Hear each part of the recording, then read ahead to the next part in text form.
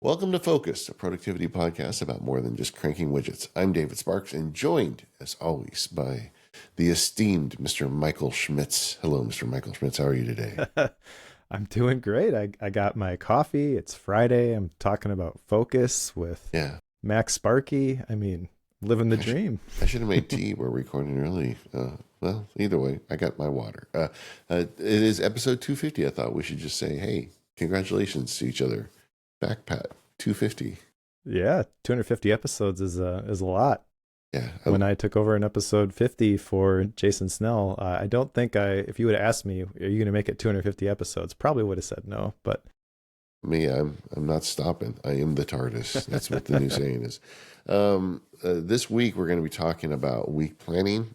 We've done some planning episodes before, but got a lot of email from folks asking about where does the week planning fit in? How tactical is it versus how strategic is it?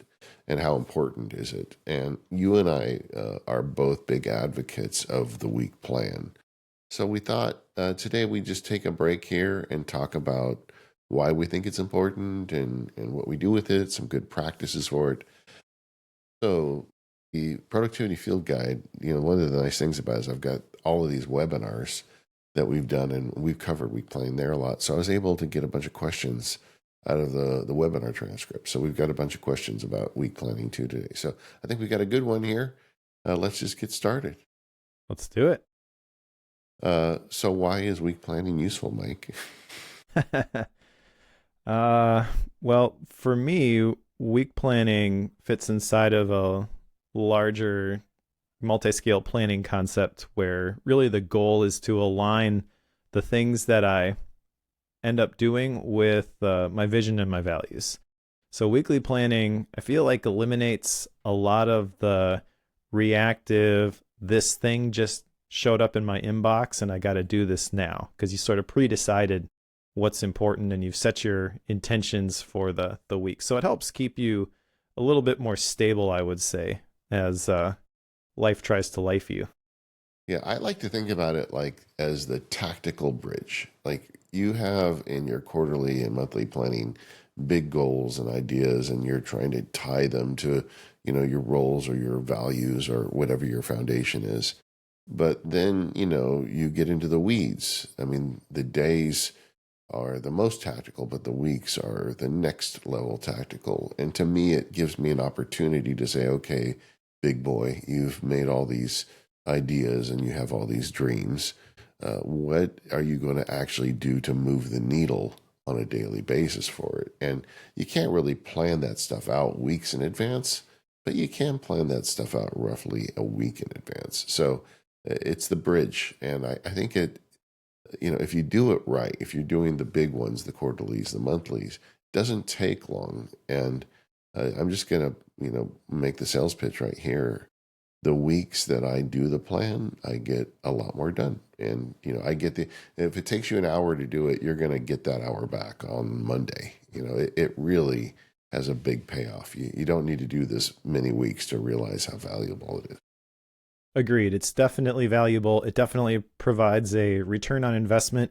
One thing you mentioned there, which I know what you meant by this, but it's worth unpacking, I think. You mentioned it allows you to get more done. It allows you to get more of the right things done. If you don't plan your week, it's quite possible you actually get more done, but it's all reactive work. Somebody needs something, I need to reply. And some of that stuff is fine. Like, do that if that really is the best use of your time right now. But when you don't know what the best use of your time is right now, that stuff feels more important. It's even more urgent than it really is. And so it's kind of like you have to validate to yourself that you're doing something that's worthwhile. Oh, I really gotta do this thing, because in your mind, you've turned up the dial as to how weighty this thing actually is. But if you look at, like you said, what you actually, the things that are worth doing, and you're making a list of those things as you accomplish them throughout your week, or you're checking them off in your task manager and you're looking at all your completed tasks at the end. If you plan your week, you will see a lot more important things on that list, and maybe less email that you've replied to. Yeah. I think a meta goal of planning in general is it's so much easier to say no to nonsense because you have a plan and you have things you want to pursue. But on the weekly basis, it really does give you that tactical grounding. Another thing I think it does is it helps you avoid the Sunday night blues. Everybody knows what I'm talking about. Sunday night, you got to go to work tomorrow. And I think part of that is fear of the unknown. And if you have a plan, you feel a little bit more on top of it. Maybe you feel a little bit more like, oh, I want to go conquer this week. I want to go do the important work this week. And I think it's a bit of a cure for that too. The other thing about the weekly review is it is another review cycle. It's another iteration of you, because the weekly plan also, in my mind, very much includes the weekly review. And that gives you that feedback. Like you were talking about earlier, like you may get a lot done, but just not the right things done. It's in that review that you often see that. You're like, oh, last week I felt like I was spinning my wheels the whole week, but then I look at the important jobs, the important tasks in my life, the important roles, and I made zero progress on any of them. And that gives you the kick to say, okay, what am I going to do to make that better this week? Yeah, you mentioned the Monday blues. I heard somebody describe it as the Sunday scaries. Yeah, that works. The day That works. before you have to go to work, and I've experienced that. It's a very real thing. And when it happened, I was kind of like, why am I so upset about this? And not upset, that's not the right word, but it's sort of like apprehensive and anxious. And I recognize that feeling directly stems from I had not been doing my weekly planning. Yeah. And I don't even think it needs to take an hour because mine is pretty basic, but it's just sort of looking at what is coming down the pike for the week and loosely placing the big rocks on that calendar. The trick is, and we'll get into the specifics here in a minute, but you don't want to be as specific as you would if you were making like a time block plan for your day, because you can't even nail that 100% when you're only considering 24 hours. And if you project that out, the plan is going to go off the rails. Yeah. So don't get, too detailed with it, but do think about it a little bit and kind of pre-decide, where do these things fit? Even like we're getting into the weeds now. I want to come back to that, but you can like daily theme on this on the plan, but you can't say where you're going to be Thursday at 11 o'clock, for instance. But let's just talk. Even I want to stay out a little more macro first. If you want to take on this practice, I recommend that you make a repeating event in your calendar, like commit to it. Because just writing down, well, I'm going to do a weekly plan, that's not enough. But if you see it on your calendar, I think you're more likely to do it. And there's a couple popular times to do them. Sunday evening is a popular time. That's usually when I do it, is Sunday afternoon. But talking to the productivity field guide folks, a lot of fancy business people, they block out Friday afternoon, 3:30 to 5, and they pick up and do their week review then. So then they hit the weekend fresh, and then they have the plan. They go through the weekend knowing that they don't have to worry about next week. It's already kind of planned for them. And I know a lot of people who get a lot of benefit out of doing it on Friday. I know there's people listening that don't have a traditional Monday through Friday schedule, so you would probably have a completely different time. But put some consideration into when the best time would be for you and put that repeating event in. Do that right now. Just pause the podcast. We'll wait. We're happy for you to do that. Get yourself a nice drink because you did it. Maybe a cookie because you just made a big step. Welcome absolutely. back. How's that? That's awesome. I do mine on Sunday afternoons specifically because that's the only block that we really have on Sundays. We're at church a couple times a week, and then actually Sunday evenings.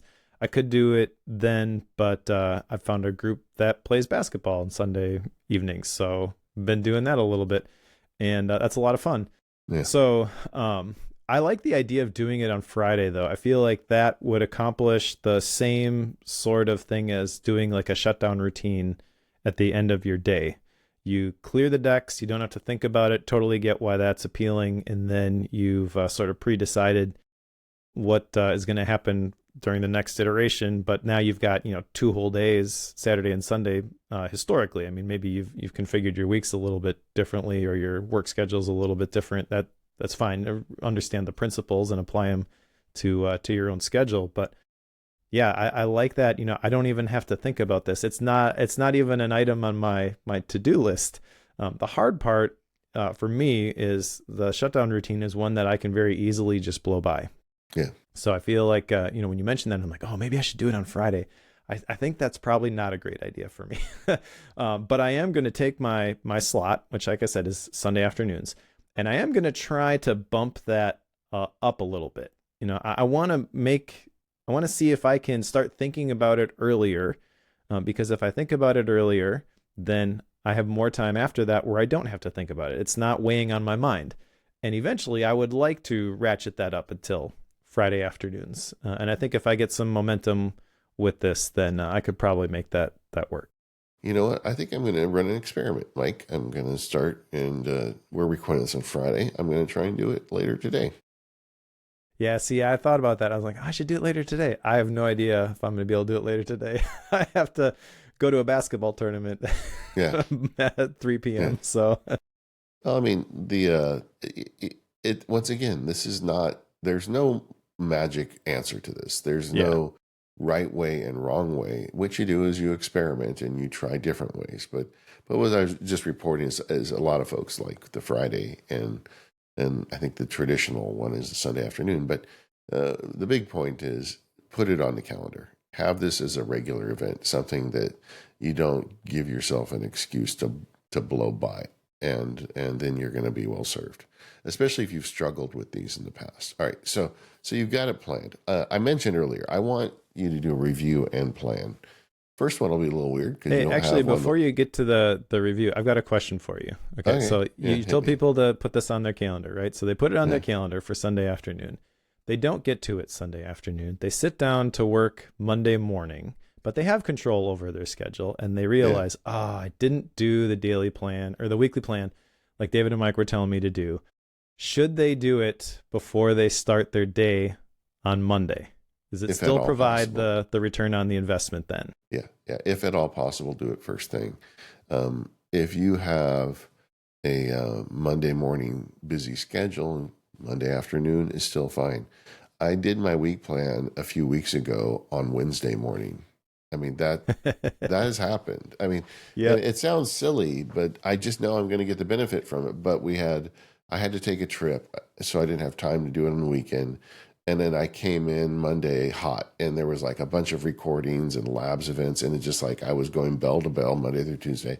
But when I woke up Wednesday, I had, free morning. I realized I really am missing having that feedback loop and that plan. And it sounds silly, but I did it, and it didn't take long. But so just to give you an example, I will catch up with these things because I see the value in them. Awesome. I knew that's what you were going to say, but that was the point I wanted to just illustrate was it's never too late to do your maybe if you get plan. To Friday, then you're like, okay, we're doing next week again. It's a wash. Let's try again. And I want to be clear about this. I'm not perfect at these things. Occasionally do miss one, and I go a week without a week plan. Honestly, what really gets me is the next thing I'm going to tell you to do is the review, because when you start the week review or the week plan by looking at the past week, on those weeks where I don't have a plan, I do find that I was generally much easier to distract into rabbit holes of unimportance. And on the weeks where I have a plan, I do much better. And for a variety of reasons. I think you become more intentional when you plan it into the week, but also in the back of your head, you're like, oh yeah, I really said I wanted to do these 3 things this week. And I'm at Tuesday, I haven't done one of them. So it's like, I got to really put my nose to the grindstone here and get those things done. It really gives you a motivation. It gives you an easier no to nonsense. There's just a lot of benefits, but I start with the review. So what I do is I look at last week's plan and I compare it to last week. And I say, okay, last week I wanted to do these 3 things. And what did I actually do on that? What happened? What worked? What didn't? And a lot of it is grace. You look at the week and maybe a surprise showed up and you didn't expect it to happen, and your life got sidetracked a bit. That's okay. You don't beat yourself up for not doing your plan. Just say, okay, well, the reason it didn't happen last week was because I had a big surprise. But maybe you look at the past week and you're like, well, I didn't really get the things done. What did I do? Well, I watched a lot of TV. I didn't do the thing that week, and there was really not a good reason. Okay, well, how do we avoid that in the future? What are some things we can put in place? So you're giving yourselves these loops. The other big advantage of doing the review is the loose threads, because you try and pick them up in your shutdown every day, but some days you don't shut down as good as you do others. I like to look at all my events from the past week and say, oh, did I make a promise to do anything? Did I tell Mike I would record that ad for him? Or I better do it. I don't want to be a flake, So like you just kind of look at it and you catch loose threads. And I do almost every time I do this review, I catch loose threads. So, another big advantage of this is you're not as flaky if you do the review. Mike, do you do like a review practice before you start planning? Loosely. So I had been doing the plus minus next that Anne Laura LeCunff talked about, but it didn't stick, and I've been looking for something to replace that for a while. In the last couple of weeks, I have actually created a digital version of my personal retreat planner, which was a major pain. I had to redesign every page to for the page dimensions to make it compatible with my shiny new object, which we'll talk about in deep focus. But when I did that, I also created a weekly review page, which is very simple. As part of my personal retreat process, I asked these 3 questions: what should I start doing, stop doing, and keep doing? My wife and I have used those even when we do our weekly date nights. Like, I use those all the time. So I've actually built those into a weekly review, and then I've simplified the plus minus next to 2 columns. So I've got a big chart at the top half of the page where it's what went well and what could have gone better. And then from that, kind of the third part of the plus minus next is like, well, what are you going to do about it? That's where the what should I start doing, stop doing, keep doing comes in. And I just jot down bullet points of things that are options, possibilities. It's not things I'm committing to. From there, I may carry some of those forward to my my weekly plan. So I've been doing that for the last couple of weeks, and that actually works really well for me. Just that's what because you gotta find. Your secret sauce. Exactly. Yeah. And I don't even know, like, what should I start doing, stop doing, keep doing? Like, those 3 questions, those are magic for me in the weekly review. I do think they're really powerful when you're thinking about planning your quarter, but I can totally see why those questions may not work for people as part of their weekly review, but because I've applied them so generally, it just fits. Yeah, I don't do those as part of my weekly review, but the last step I do in the review process is once I've gone through, looked at last week, what caught loose threads, and just kind of thought about what happened, is I dictate. I just open up, a recorder. There's so many ways now with AI that you can get a accurate recording, voice to text. There's a bunch of apps, they're all called Whisper something. And you can also just do it in Apple's voice memos application. But I just narrate. After I finish the review, I just kind of talk to myself, talk through it. Like, my recorder is my own little therapist. And I just kind of talk through what happened, what went well. I always make a point to congratulate myself on my successes. I think it's easy when you do these reviews to just say, well, I had 3 things. I only did 2. So instead of beating yourself up about not doing one of them, congratulate yourself for doing 2 of them, And then I talk to myself about the ones I don't do, but I ask for, are there legitimate reasons it didn't get done? Or did I over sample, did I put too much on my plate last Sunday? That's also, but the point is, when you do this every week and you see the last week review, and then you see then you do the review, you get that feedback loop. And after a while, you'll get a better idea of how much you can put on your plate. But if you just do the planning without looking back at the prior week and comparing it, I feel like you're missing a lot of the magic that you get from this process. Yeah, the feedback loop is the thing that makes the plans more accurate and ultimately more valuable. It's kind of like time blocking and time tracking in a sense, where you can block your time, but if you have no idea how you're actually spending your time, then your plans are kind of broken from the beginning. Yeah. So the review is definitely important for the plan. And like I said, I've been struggling to find a version of that really clicks for me. But I think the core elements of this that you really want in any type of weekly review that you do is a couple of important things. You mentioned celebrating your wins. I don't think that's how you said it, but that's basically the idea. Yeah. It's very easy to just move on to the next thing all the time. And that can create a feeling of overwhelm and burnout. But taking the time to just recognize what you actually accomplished is wind in your sails. So definitely do that. I think the other thing is, okay, all this stuff happened. It doesn't have to be a value judgment. Well, this was good, this was bad.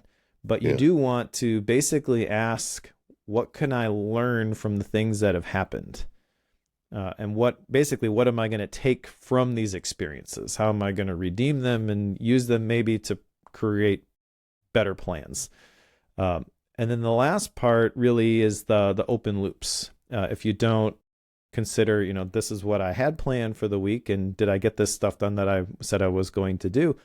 There are guaranteed to be open loops there that need to be closed. Either you are saying, I'm not going to do these, and that's okay, by choosing not to incorporate those into the new plan. Or if this really is important, it's got to carry over. And that means that I have to be a little bit less, what's the word? Aggressive. I don't know. Like, you got to scale it back a little bit when you're creating your next plan, because you got to make room for some of the stuff that didn't happen the last time around. And then when I do that review recording, I also often kind of just check in on how I'm feeling and doing, like, overall.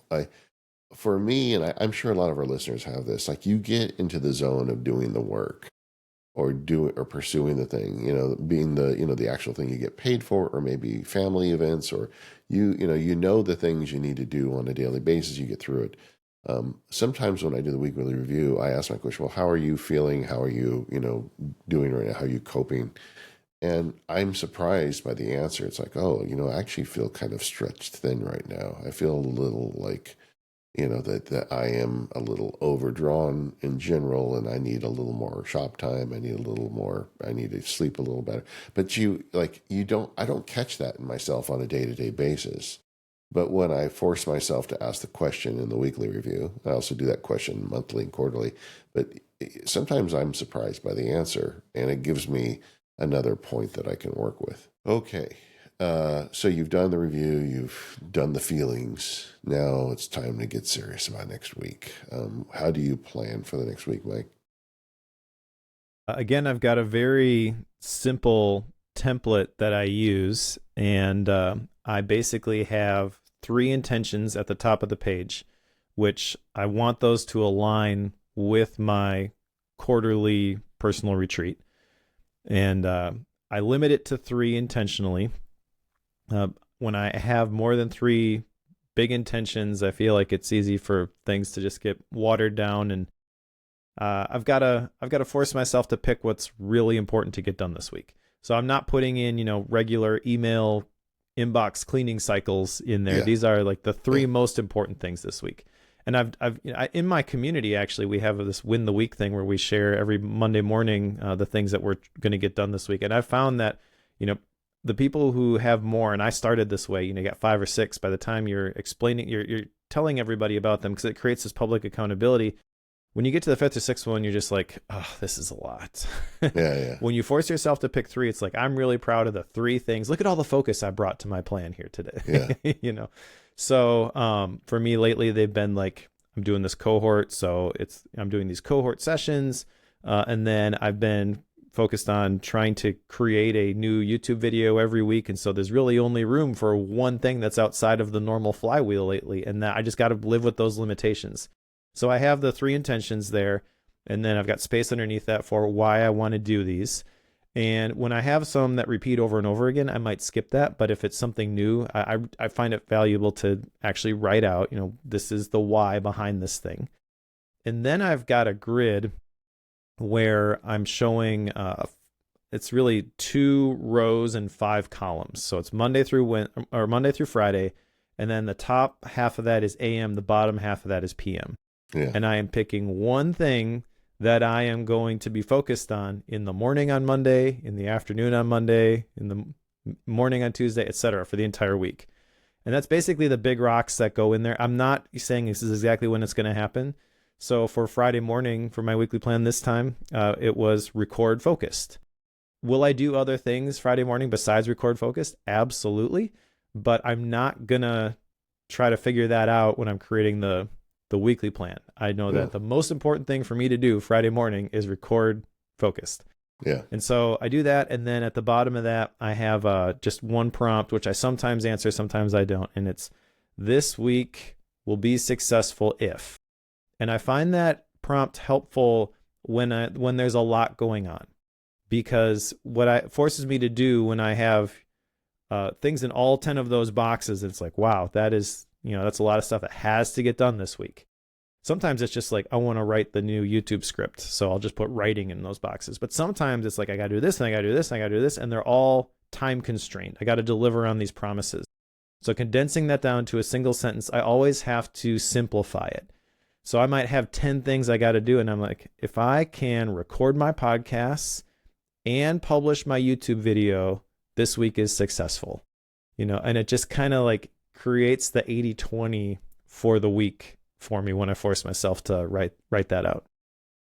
Yeah, that doesn't work for me. The successful measure. I understand, and I'm sure people out there will like that and use that. But for me, because what if for some reason I don't get to do it? Something comes up, and then at the end I'm like, well, that was an unsuccessful week. But like, what if a kid has a crisis, so suddenly you got to like deal with your kid a lot, and at the end of the week the success measure is not hit, but you actually help your kid through a hard thing. Was the week unsuccessful? So it's like my lawyer brain has a trouble with those hard lines. Yeah, I get where you're coming from with that. And I would say, if something off the wall happens like that and I deal with that, I would say that would still be a successful week. My definition of success changed throughout the week. Yeah. But when I'm doing the planning, this is what I think success would actually look like. That famous Eisenhower quote, plans are worthless, but planning is everything, right? Well, and I feel like, but I do kind of what you do in a sense. Like I look at the week and I think in terms of days. I've got a lot of different obligations. I've got 2 podcasts, I got the labs, I got the field guides. So I kind of have days where it's like, for me, Mondays, I try to not schedule anything on Mondays. And that's usually a day I don't have to look at a camera, and I can like deal with all the admin and the prep and there's a lot of stuff that goes into making sure everything happens. So I try to make that like Monday the day I deal with all that. And then Tuesdays is Mac Power Users Day, and that's largely the day, and then, Wednesdays is Labs Day. Thursday and Friday, I do field guide work. And like in my head, that's generally what I want to do. But sometimes things fit into them. And I do have big rocks that I throw into a week. Like I've been trying to do a better job at public YouTube. And in my case, that would be anything in public YouTube would be a better job. But like I said, this week, I really want to record a video. So I did, and it's getting in process. It'll probably be released on Saturday, but we're recording this ahead. So it'll be in the past. Podcasts are weird. But I do think that, occasionally I'll throw some things in there, but they're not success measures. It's like, if I had not been able to record that video this week, but I kept up with everything else and did what I needed to, I wouldn't be particularly hard on myself. But I did want to bring some intentionality into the week, that I did do that and I delivered the goods. So that's good. So I like to write down some expectations for the week, but I don't like to put too much weight on my personal judgment of myself based on what they are. That makes sense. And to be honest, I never go back and look at that and think, was I successful or not? Yeah. Okay. It's always just with the plan as I'm thinking about, what are the things, the really big things that I want to get done this week. So we're kind of doing the same thing. We both have, our usual flow we want to keep up with. But this week I really want to put a little effort into, that vacation planning or that, that work thing or whatever. And we really kind of say, okay, on top of what the normal flow is those are things we'd like to carve time out for this week. Yeah, Um, so the flow, if you don't mind, let's unpack that a little bit because that's an important part of this, especially if you work in a like fancy corporate setting. yeah, There's a whole bunch of stuff, whole bunch of regular meetings that really aren't things that would show up on probably either of our weekly plans. yeah, Just even as a content creator, there are certain things like the newsletter goes out on Monday and I record the podcasts every other week yeah, and all these different things. Those don't end up on my weekly plan necessarily either in terms of like the big rocks that I yeah, want to do. So there's a distinction here between, I guess, the way that they would describe this in the Four Disciplines of Execution. I didn't really like that book, but the idea there is you've got the whirlwind, which is kind of like the keep the lights on, the regular routine type stuff. And then the wildly important goals, which are the new initiatives that you're going to do. And in that book, they talk about 80% of your time is devoted to the whirlwind. I think that number probably feels about right. The specifics may be a yeah, little bit higher, a little bit lower, but the bottom line is that you can't assume that I've got 5 days, 40 hours. yeah. I'm going to tackle all this new stuff. No, there's a whole bunch of stuff that you have to continue to do just to keep up with things. And so recognize that going in and your plans will be a lot more successful. Yeah. And if you do the reviews, you'll find that very quickly, you know. Yep. And, Yeah.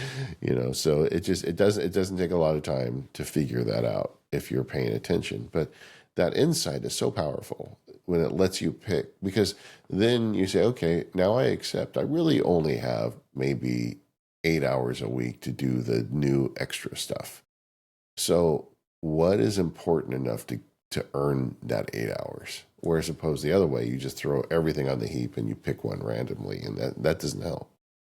Exactly. And it also changes the equation or the consideration when you're looking at where did my time go? You know, if I'm going to spend an hour surfing social media, just doom scrolling, like there's no intention behind it.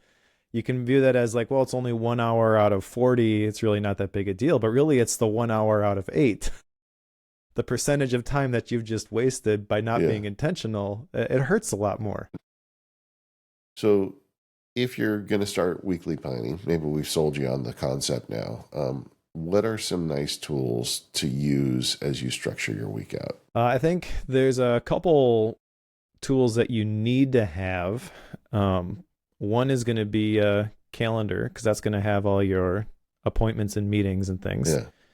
And the concept there with weekly planning is the same as it would be for daily planning, where those have got to go on there first. You got to recognize that these promises that I have made, usually to other people, but if you've got calendar events for promises that you've made to yourself or thinking time and things like that, I've got a thinking time block on my calendar regularly. Then that protects the time for those things to happen, and everything else needs to happen around that. So you've got those big rock tasks that those I think need to be figured out first, and that's kind of what the grid does for me.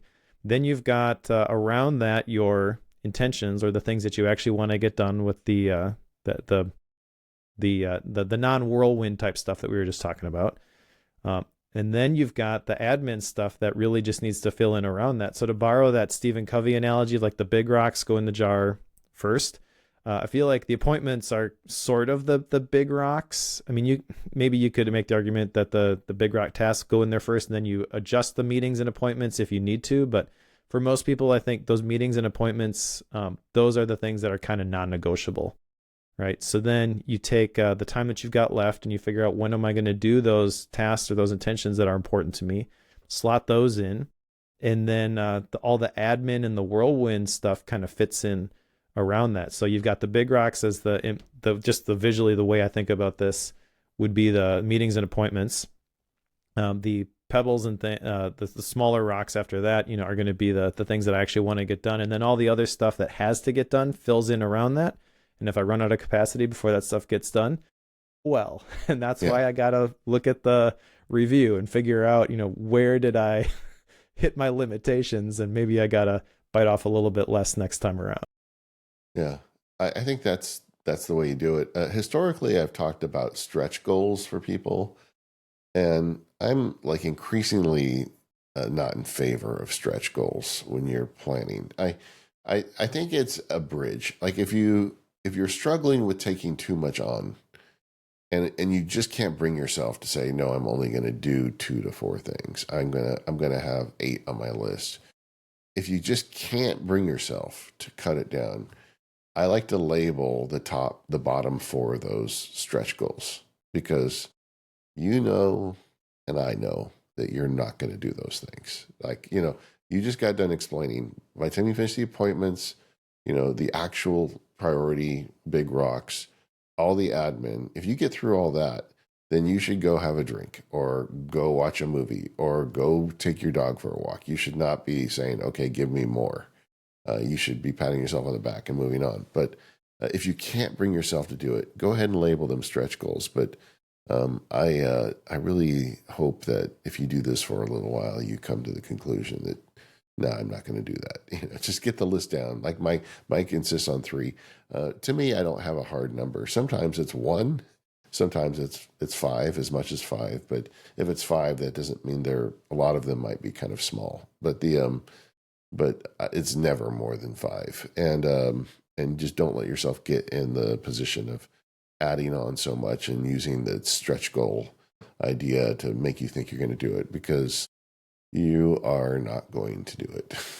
You are not. Exactly. I've done the stretch goals before, and I think that's actually how I started with this is, I'm forcing myself to be realistic with my plans, and I'm going from, I've got 12 things that I got to do today to, like I said, the magic number being 3. I use 3 for the weekly intentions, 3 for the daily intentions. And that is sort of, that number is, I arrived on that just based off of trial and error. I can force myself to get more done. And at first, I remember Sean sharing with me, Sean Blanc, when I was working with the Blanc Media team, the three most important task ideas, I totally ripped that off from him. And when I was working with him, I was like, 3's lame. You can totally do more than 3. And I think I had 5 for a very long time. And what I realized was that those stretch goals, when I define them as stretch goals, I feel like I need to do these. And so it was effectively me picking 5 things every day. It wasn't 3 and then 2 bonus. My mind just couldn't work that way. And the minute that I basically said, okay, you don't have to worry about those other 2, let's just focus on the 3, it completely changed the way that I approached the work. It sounds silly, but it really went from, oh my gosh, this is a huge burden, to, oh, yeah, I totally got this. And if you're dealing with burnout on any level, that can be the difference between you having a productive day and you just, I can't even. So the thing that I tell myself, and I tell other people now too, inside of like I'm doing that cohort, and we just did the actions and intentions week. It's like, stick with this to begin with. And if you want, when you get done with your list at 2 p.m. and you got 3 more hours before you wrap up your workday, go back to those essential lists, pick something else to work on, and consider that your bonus. Identifying it ahead of time, though, that's where I fall into the trap. So I give myself permission to do that. You know how often I actually do that? I never do that. I don't even give myself the option. If I finish them, it's bonus for me is to go out into my creator studio and make something, or read a good book, or like I said, walk the dog, or go spend time with my wife. But just out of curiosity, Mike, as we record this today, I didn't tell you I was going to do this. What are your priorities for today? What's your 3 today? Well, I needed to review a video which my editor was working on that I'm going to publish to YouTube. So I did that prior to recording this podcast. This was number 2, and then number 3 is I've got a Q&A call a little bit later for my community as part of that Practical PKM cohort. Those are the 3 things. I have other things that I should get done. I have not written the newsletter for Monday. I would have loved to get that done by Friday, but like I said, we've got a basketball tournament to go to, so that may not happen, until Monday morning, and that's just the way it's gonna have to be. But if I hadn't identified, well, these are the three things and written those on my daily plan, I would be freaking out about, well, I gotta write that newsletter and I gotta do this other thing and I'm supposed to reply to this email. Like that's just the way my brain works. It fills in those blanks, or tries to, with all of these different things, using that, David Allen talked about emergency scan modality. I don't know why my brain works this way. I think it's probably just the human brain, where emergency scan modality is you're constantly scanning the horizon for the next fire to put out, right? So you see something, you're like, that's important, that's urgent, I got to do that right now. That's what your brain tells you. But then when I can't just, once I see that thing, write that down on a list and be like, okay, well that's one. Now I got two left to go. If I don't take the time to intentionally plan ahead of time, it just continues to scan. It's like it's turning the dial on the radio back and forth all day long. And it's always looking for something new, something to trump whatever it picked up last time. Yeah, my two I have two today. One is I've got a crazy idea for my next field guide, and I'm gonna spend like an hour and a half exploring that. And then it's I've got a couple friends I want to send handwritten cards to. So those are the two that are the big ones, as an example. But there's also flow tasks. I know there's people listening saying, "Oh, fancy podcasters, they have three things. I work in a sales job, and I got a million things I got to do every day. I'm going to get fired." And I consider a lot of that kind of flow work. Like I have on a list for today, I need to give the dog her monthly flea pill. That is not a priority thing for the day, but it's on the list of kind of options that showed up today because of computers, right? And I've got flow work to do in addition to those two things, but I'm really like kind of measuring and working today about, those two things I really want to make sure I get done, and the other stuff will work out, and like if I decide to take off early and go, have dinner with my sister or something, it's like the flea pill can wait till tomorrow, Mm-hmm. And so you just if you have a job with a lot of priorities, I'm not saying that you only have three things on your list, but you have three things on your list, right? Yeah. Well, Okay. three big things. When it comes to time blocking my day, I'll have more than three things on there a lot of times. But the key is the meetings and appointments go on first, and then the most important tasks go on, and then whatever time is left, that I can spend how I want. Yeah. And the flow tasks, those will be baked in. The way I do my time blocking for my day is I use 1 hour time blocks, nothing less than that. Yeah. So this podcast I've time blocked for 2 hours. It's not going to take us 2 hours to record the podcast, most likely. Maybe we'll get done 5 minutes before, maybe we'll get done 25 minutes before. If we get done 25 minutes before, I now have 25 minutes that I can plug into something else. Yeah. And so the checking the email and the responding to people in my community, like stuff like that, happens as part of the flow task, like you said, in those margins or those pockets of time that I have kind of systemically built into the daily plan. I call it the whirlwind because it's just always there. There's always more things to do, and the trick is not to prioritize the whirlwind, to figure out and apply intentionality to the hours that you've got discretionary control over, and then everything else fills in around that. And if you've only got a couple hours a week that are truly under your control, that's fine. Just start where you are with what you have, and make the most of those hours. And then the whirlwind is what it is, and you reply to the things that need to be replied to, and then when you're done, you close the book. What you want to avoid is continuing to try to manage that mentally after you're done working or you moved on to something different. You don't want that attention residue there. You got to figure out a way to close the chapter.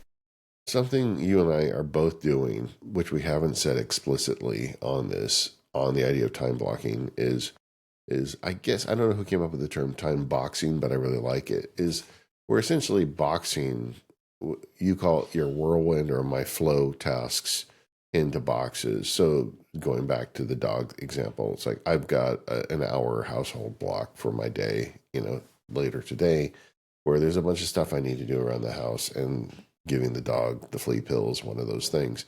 And by setting boxes, setting amount of time to work on this thing, let's say you're in sales, you say I'm going to give 2 hours to the Smith project, then you do what you can on the Smith project during those 2 hours, and then you stop, and if you do that, that gives you the time to still hit the big priority items that you've added to the list. And that's really all there is to it. It's the discipline of just picking a few items, and the discipline of stopping the boxes and not letting the Smith project take all day, and letting everything else all, go sideways on you.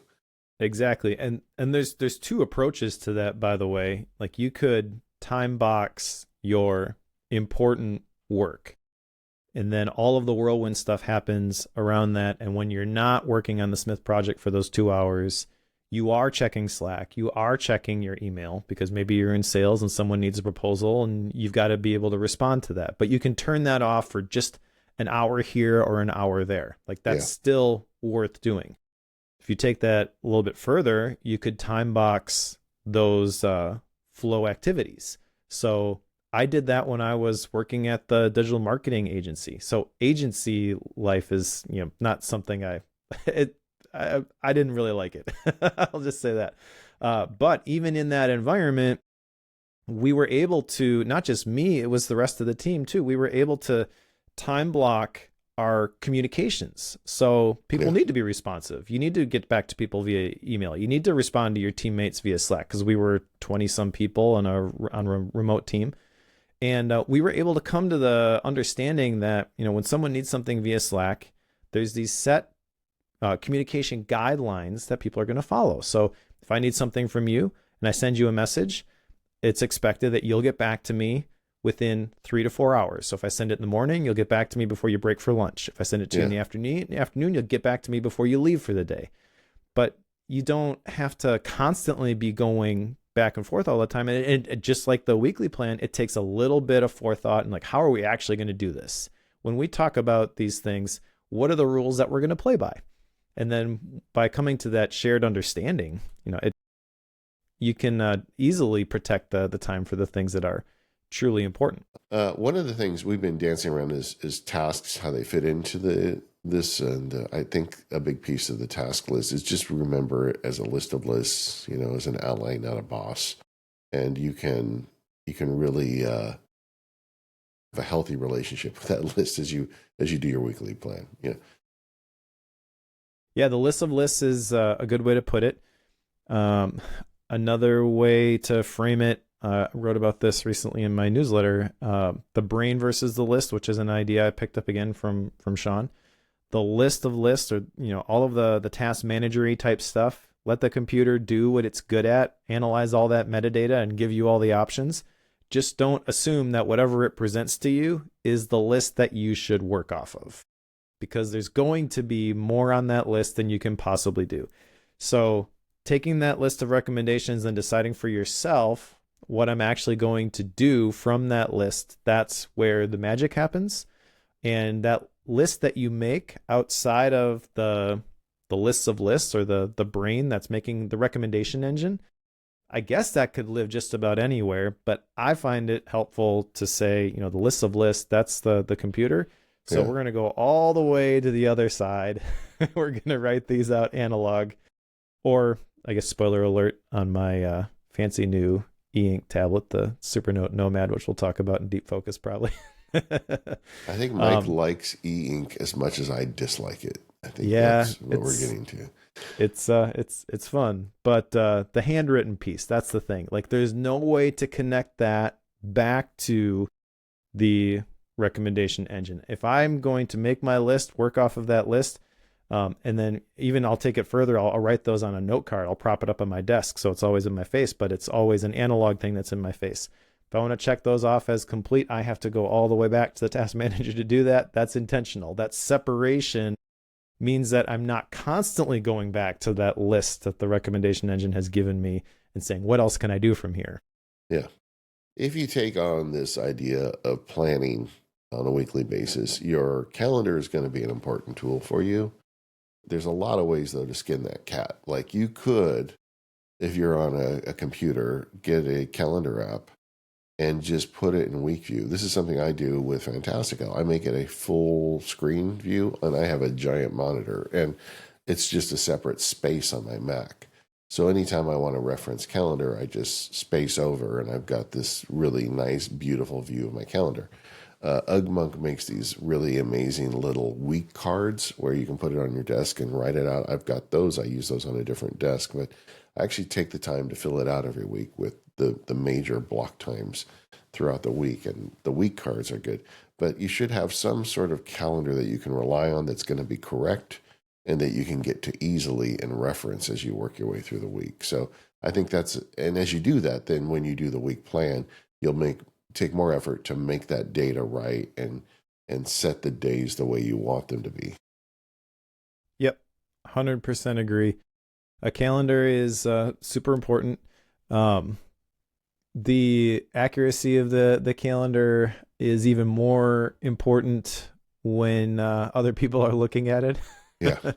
This is something that Rachel and I have kind of struggled with because she homeschools and has all the stuff that she does, and she actually even works outside the home a little bit. Like, she is very busy, but she's got her method for figuring out, what she's going to do when. And I've got my digital version in Fantastical, and they don't always reflect the same events at the same times. And so, like we talked about when Tom Gibson was on the show, it's really important for us to have that space where we communicate about those things so that we can make sure that we're on the same page and pulling in the same direction.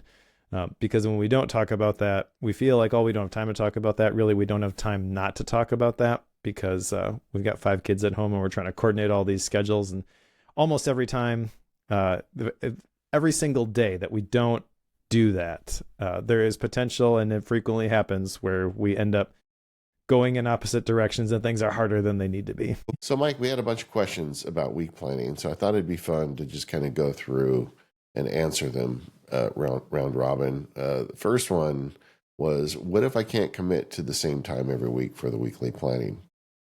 And I'm going to right now tell you that you have our blessing to do that. That's okay. If you can't commit at the same time, that's fine. But put it on your calendar anyway, even if they're at different times. No worries. Yeah. How far in advance should I look? Just next week or further off? I think if you can't make a regular repeating event at a specific time block, I would probably do it a week at a time. So there's got to be some sort of weekly planning ritual that you get into in terms of the this is what I'm going to do this week. But don't just pick the time within the next 7 days that you're actually going to sit down and do that. And then when you do that, I think I would pick the next one. So I would do it at the monthly plan. I would, if you know that you can't do it at the same time every week, you probably do have some sort of rhythms that, there are usual times that you can do it. Like maybe you've got a church commitment every other Sunday and you can't do it on Sunday that week. So you say, okay, I'm going to do it on Fridays on the weeks that I have the church commitment. I'll do it on Sundays the weeks that I don't. But just, bring some intentionality to it. But don't just do 1 week, because then you will fall off the wagon after the first week. I would say try and do 4 weeks in advance if you can, but make blocks for them.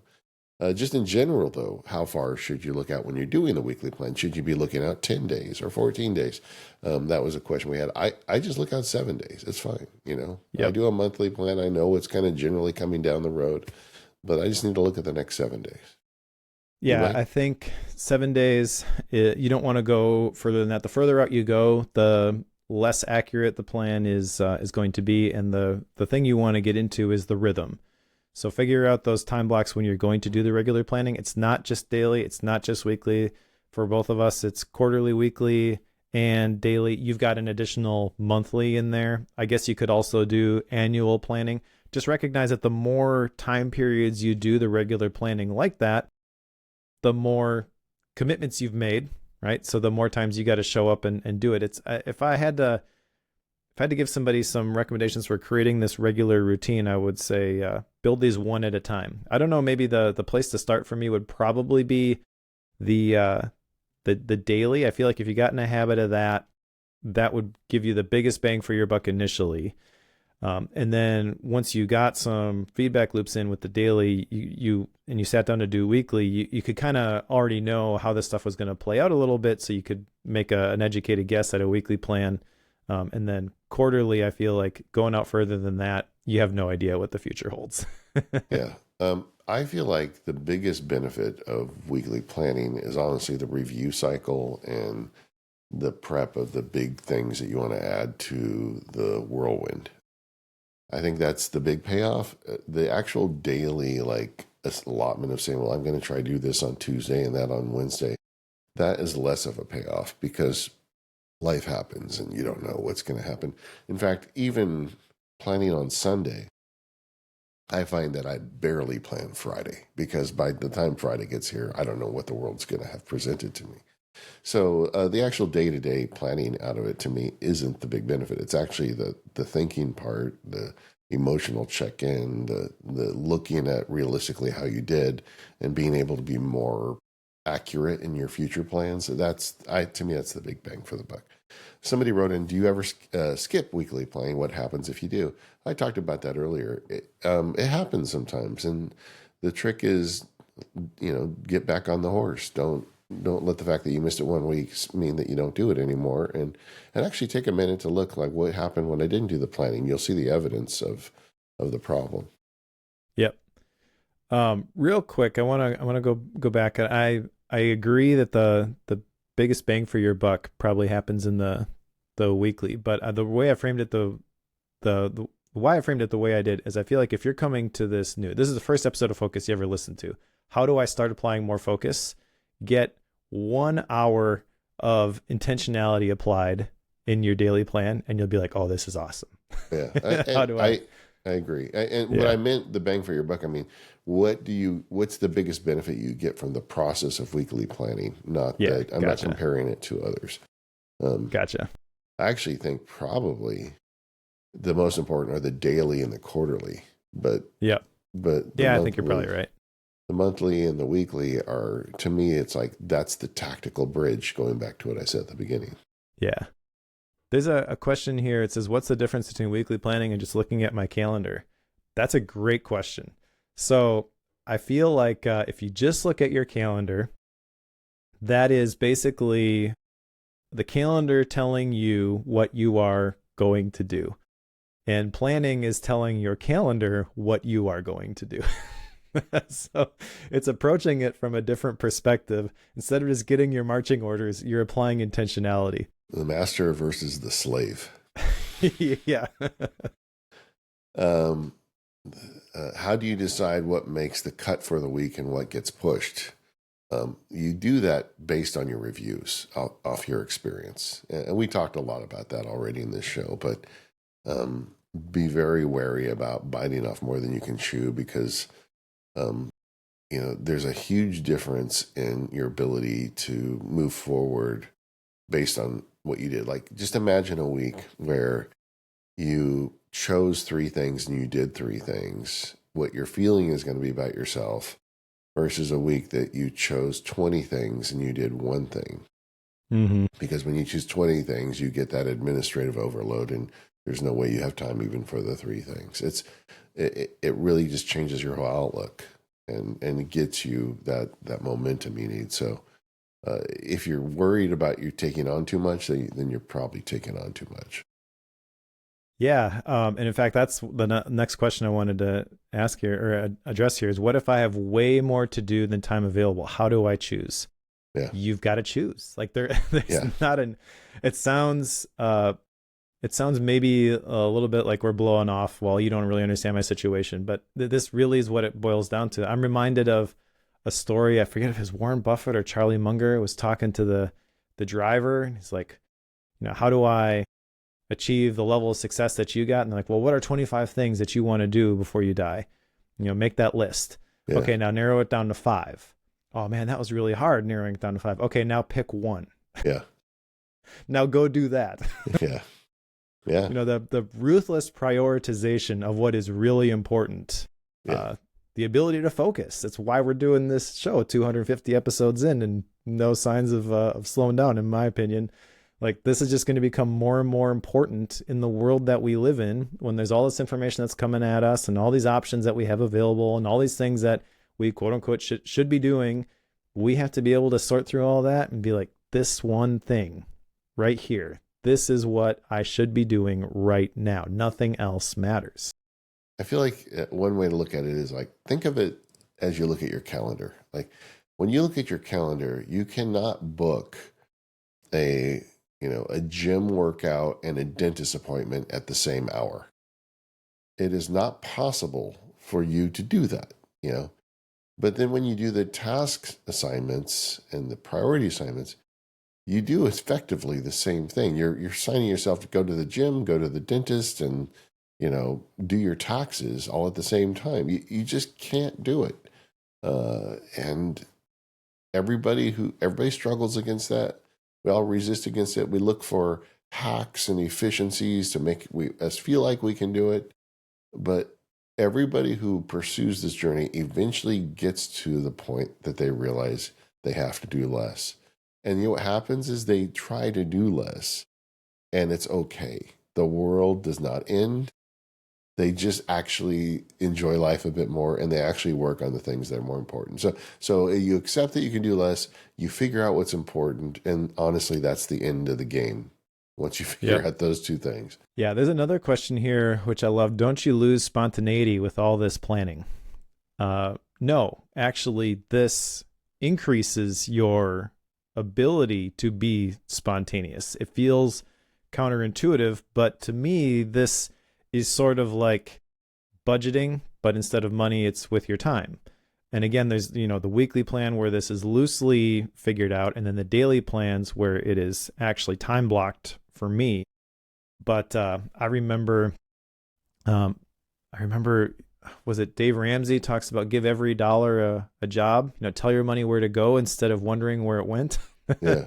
Again, though, like if you're going to budget your finances, you've got the budget, and then you've got how you actually spent your money. You have to reconcile those things. But the same principle applies with your time. If you're able to budget your money, you are able to budget your time, and you are able to protect that time and say, this is what I'm going to be doing at these specific hours. It is a skill, and you have to learn it and you have to develop it. The more you do it, the better you get at it.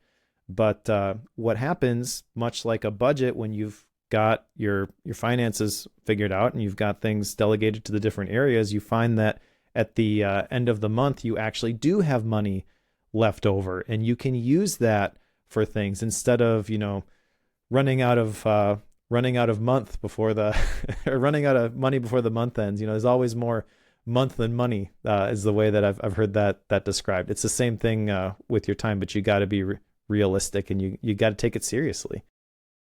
Last question on the same thread. How do you balance planning with being present? And I would argue the answer is planning allows presence. It enables it. I mean, if you have planning, you're actually able to be intentional about the actions you take.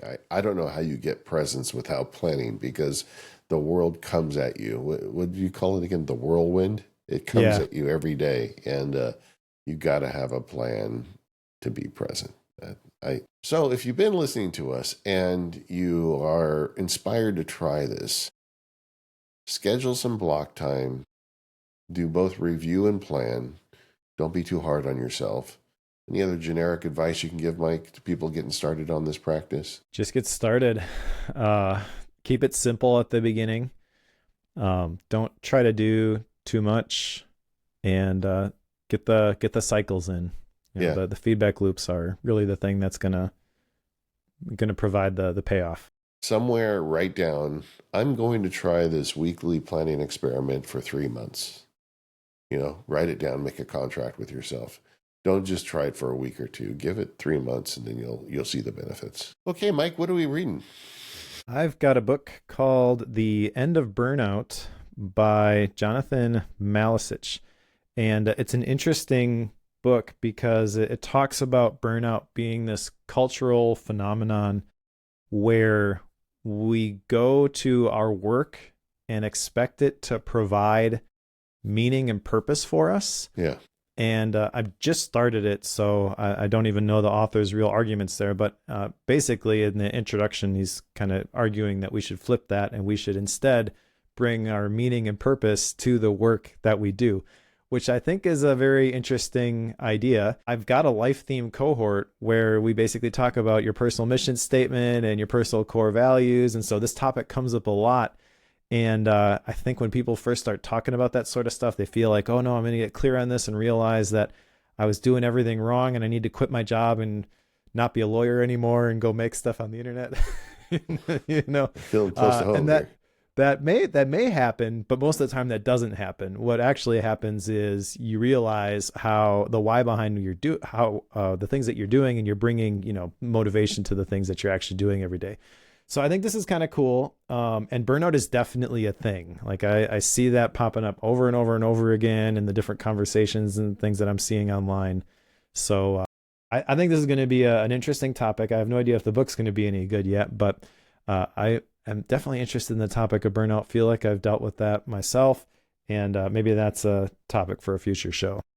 We've talked about this on the show before, but I think this idea that you get fulfillment from your work is a relatively new phenomena. Like I look at my dad's generation, you know, he was born in the 1920s, and like I look at him and all his friends, they all had jobs, but they didn't look at the job as their source of fulfillment, you know. And but now we do, and that is interesting. Maybe I'll have to read that book. I'm enjoying poetry this month. I have gone down a Wendell-Berry rabbit hole. The most recent one I got is called The Peace of Wild Things, and I find reading a few Wendell-Berry poems every evening to be very enjoyable. So if you haven't checked them out, you should. All right. Well, thank you for listening. We are the Focus Podcast. If you want to get links to everything that we discussed, you can do so in the show notes, which can be found at relay.fm/focused/250. 250 episodes of Focus. That is a lot of focus. If you want to chime in on the conversation, we've got a forum over at talk.macpowerusers.com. We have a room at the MPU Inn. Would love to hear how you're doing your weekly planning, what's working for you, maybe some of your struggles with this process. In Deep Focus today, we're going to be talking about my fancy new object, which is a Supernote Nomad. I alluded to that in the show, how I'm doing some of my planning on that now. It's an e-ink tablet that I'm really, really enjoying. Thank you to our sponsors today. Just one, that's our friends over at Gusto. And if you want to support the show, get the Deep Focus episodes, you can do that over at the relay.fm/focus as well. Thank you for listening. All right. So I got a shiny new